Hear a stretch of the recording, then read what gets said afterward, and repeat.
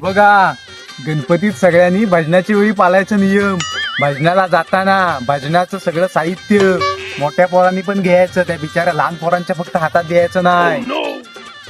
भजनात नुसतं टाल कुटायला यायचं नाही, तोंडान भजन पण बोलायचं. आणि होय, भजनात तिथं कोणी झोपा काढायला यायचं नाही.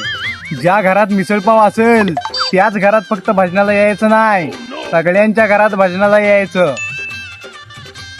आणि होय, गणपतीत सगळ्या दिवस भजनाला हजर राहायचं. आज मी मामाकडे गेलोय, मामीकडे गेलोय, मावशीकडे गेलोय अशी कारणं द्यायची नाही. हा नियम सगळ्यांनी लक्षात ठेवा. समजलं काय? सनईचा सूर कसा वाऱ्यानं धरला, ढगांचा ढोल घुमू लागला, बिजलीचा ताशा कसा कडकड कडाळला, पाऊस फुलाचा वर्षाव स्वागताला.